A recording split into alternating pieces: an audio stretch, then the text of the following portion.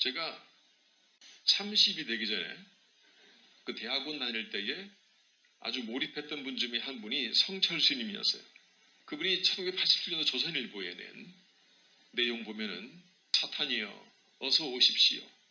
나는 당신을 존경하며 예배합니다. 당신은 본래 부처님입니다. 사탄과 부처라는 허망한 거짓 이름일 뿐 본 모습은 추호도 다름이 없습니다.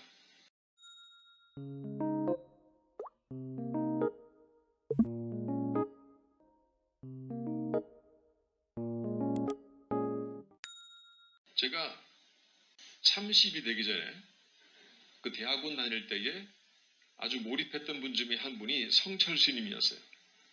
저는 이제 지금도 법정 스님이나 성철 스님이나 이런 분들, 그러니까 정신의 세계를 깊이 추구해서 영적인 단계는 가지 못했지만은 하나님을 인정하진 않지만 끝없이 자기들의 삶의 가치를 추구하려고 무던히 노력하는 육신을 깨고 부수는 그 엄청난 수련의 과정을 통해서 한 번뿐인 인생을 가치 있게 살고자 하는 사람들의 그 몸부림에 대해서 관심을 가지지요.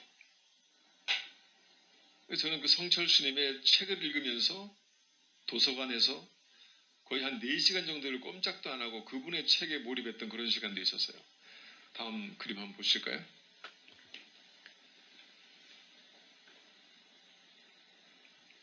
거의 한 30년 전에 신문 기사인데요. 이분이 한 26년, 7년 전에 이제 돌아가시기 전에 했던 가장 중요한 그분의 그 열반송이 있어요. 뭐냐면은 생평기광 남녀군에서 일평생 남자와 여자의 무리를 내가 속여서 그들을 내가 내 가르침으로 미치게 했으니 미천죄업 과수미 그 죄업이 하늘에 미치며 수미산보다 더 크구나. 화렴아비 한만단이다. 산내로 불의 아비지옥으로 떨어지니 한이 만갈래나 되는구나. 수레바퀴 한 덩이 붉은 해가 푸른 산에 걸렸구나. 저는 그 당시에 이 내용을 읽고 눈물도 흘렸었어요. 기억이 납니다. 아, 이 사람이 끝끝내 하나님을 만나지 못하고 인생이 추구해야 할 것이 무엇인지를 몸부림치면서 알고 싶어 했지만 그러나 그것을 끝끝내 인정하지 못하고 사람들에게 내가 그것을 인정한다고 말하지 못하고 저렇게 후회스러운 모습으로 돌아가시는 모습을 봤죠. 그분의 책을 보면은요, 성경도 읽었고 영의 세계가 있다는 걸 그분이 인정을 해요. 그리고 예수 그리스도도 압니다. 그리고 하나님도 아셔요. 언급을 해요. 그러나 본인이 그것을 받아들이지를 못하는 거예요. 그것을 내가 받아들이겠다는 마음의 준비가 되어 있지 않으면요, 그것이 영적으로 갈급한 내 마음의 허전함을 채울 수 있는 것임에도 불구하고 끝끝내 받아들이지 않습니다. 그러나 그 책의 내용을 읽으면요, 구석방에서 혼자서 그가 참선을 할 때에 저는 그것을 받아들였다고 생각을 해요. 그분이 그 책의 내용을 보면 그런 내용이 나옵니다. 우리가 성경 전도서 3장 11절에도 보면요, 하나님께서 세상의 모든 만물들을 각각 아름답게 만드시고 그러나 특별히 인간에게는 영생을 사모하는 마음을 주었다 그랬어요. 인간은 본인이 인정하든 인정하지 않든지 간에 영생이 자기 속에 있다는 것을 본능적으로 압니다. 인간이 가지고 태어난 영적인 DNA 속에는 그가 원래는 영원히 존재하는 인간이라는 것을 인간은 알아요. 특별히 자기의 삶의 가치를 추구하기 위해서 수련을 하고 참선을 하는 진리를 찾고자 하는 사람들의 마음속에는 특별히 영원한 생명에 대한 갈급함이 너무나 많아서 그것 때문에 미치도록 몸부림하는 모습이 반드시 있습니다. 그가 끝끝내는 불교계의 거장으로 한국의 불교를 대표하는 한 사람으로서 예수 그리스도를 받아들이지는 못하죠. 공식적으로는. 그러나 그 마음속에 일평생 그가 사람들을 속였다. 자기가 모든 것들을 깨달은 것처럼 말했던 그것, 자기의 깨달음, 한계에 도달한 자기의 깨달음 속에 사람들이 찾아오는 모습을 보면서 그는 괴로워했고 자기를 추종하고 존경하고 끝없이 추앙하는 사람들의 모습을 보면서 그는 스스로 자기 자신을 부끄럽게 생각했어요. 아, 나는 사람들을 속이는 자이구나. 저들이 추구하는 것이 나에게는 없는데 내가 있는 것처럼 그들에게 설파하는 모습. 그 죄가가 하늘에 미쳐서 수미산보다 더 크구나. 이 수미산이라고 하는 것은요, 불교에서 우주 가운데에 가장 높은 산을 말해요. 인간에 의해서 도저히 정복될 수 없는 그 산. 그것이 수미산입니다. 내 죄가 얼마나 큰지 하늘에 미치고 수미산보다 더 크구나. 산내로 불의 아비지옥으로 떨어지니 내 한이, 이루지 못한 내 한이 만갈래가 되는구나. 수레바퀴 한 덩이 붉은 해가 푸른 산에 걸렸구나. 저기 수레바퀴는 윤회한다는 인생을 말하는 것이죠. 붉은 해는 자기 자신을 말하는 거예요. 저 푸른 산은 저 수미산을 말하는 것입니다. 자기 자신이 수미산 한쪽 귀퉁이에 붉은 해처럼 달려서 또다시 그렇게 깨닫지 못함으로 들어가는구나 하면서 자기 자신의 허무함과 유한함에 대해서 만갈래 찢어지는 마음을 토래하고는 결국에는 세상을 떠나가죠. 그분이 1987년도 조선일보에 낸 내용 보면은 그가 조계종 종정으로 재임 시에 법어를 설파할 때에 사탄이여 어서 오십시오. 나는 당신을 존경하며 예배합니다. 당신은 본래 부처님입니다. 사탄과 부처란 허망한 거짓 이름일 뿐 본 모습은 추호도 다름이 없습니다. 사람들은 당신을 미워하고 싫어하지만 그것은 당신을 모르기 때문입니다. 당신을 부처인 줄 알 때에 착한 생각, 악한 생각, 미운 마음, 고운 마음 모두 사라지고 거룩한 부처의 모습만 또렷이 보게 됩니다. 그리하여 악과 성인을 다 같이 부처와 스승으로 부모로 섬기게 됩니다. 이분의 책을 읽어보면은 그가 한순간에 자기를 끌고 가는 부처에 대해서 그 유한함에 대하여서 좀 불평하는 내용들이 쭉 나와요. 제가 오늘 예배 시간에 이 성철 스님의 법어를 쭉 읽는 것은 인간이 자기 자신의 가치를 그 어느 누구보다도 깊이 추구하고 인생의 모든 것들을 다 내려놓고 자기를 비우면서 추구하여도 끝끝내 영적인 삶에 도달하지 못하고 그가 받아들여야 할 창조주 하나님을 받아들이지 못했을 경우에는 깨달은 만큼 괴로움이 크다는 사실을 보여주는 겁니다. 사실 아무 생각 없이 살아가는 사람들은요, 그다지 괴롭지 않아요. 그냥 하루하루 살아가면 됩니다. 그러나 그래도 인생의 가치를 깨달아보고자 몸부림하는 사람들은 그 깨달음의 끝에 허무함을 만나기 때문에 끝없이 만갈래 갈라지는 고통 속에 죽어가는 거예요. 그래서 어떤 경우에는 자살을 하게도 됩니다. 그 허무함을 감당하지 못하는 거죠. 그는 말하기를 사탄과 부처의 본 모습은 같은 것이고 불행은 본래 없는 것이고 생각이 있을 뿐이다. 생각이 있을 뿐이다. 그래서 그는 그 생각으로 자기 몸을 다스리기 위해서 엄청 노력했던 사람이에요. 생각의 높이를 최고의 가치로 올리고 싶었죠. 그 생각과 마음속에 깨달음이 있다고 생각하기 때문에 그 속에 있는 하나님이 불어넣은 생기와 영혼, 그의 근본이신 하나님 창조주를 인정하지 않으면은 그냥 생각에만 매여 있는 거예요. 그 진리의 깨달음도 생각 속에만, 그의 마음과 생각을 지키기 위한 정도만의 한계를 보이는 것이죠. 전 최근에도 제 책구 중에는 그 법정 스님의 무소유라는 책이 있어요. 제가 다 가끔씩은 펴서 봅니다. 펴서 보면서 그 사람들이 가지고 있는 어떤 마음의 아픔들, 도달해서 상당히 많은 부분까지 도달했지만 끝끝내 그들이 말하고 있는 허무함들, 솔로몬이 전도서에서 그의 총 지혜를 동원해서 인생을 살아보았더니 허무하도다.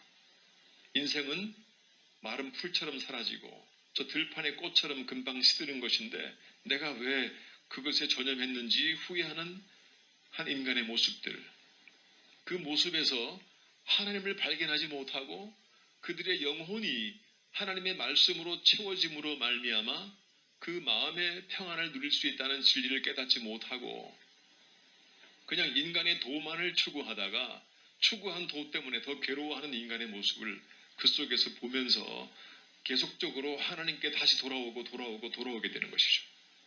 그러나 이분들이 쓴 책이나 내용은 사랑스럽고 너무나 귀해요. 그러면서 우리의 삶을 다시 돌아보게 만드는 좋은 역할들을 하지요. 이 성철 스님을 통해서 스님이 된 사람이 있어요.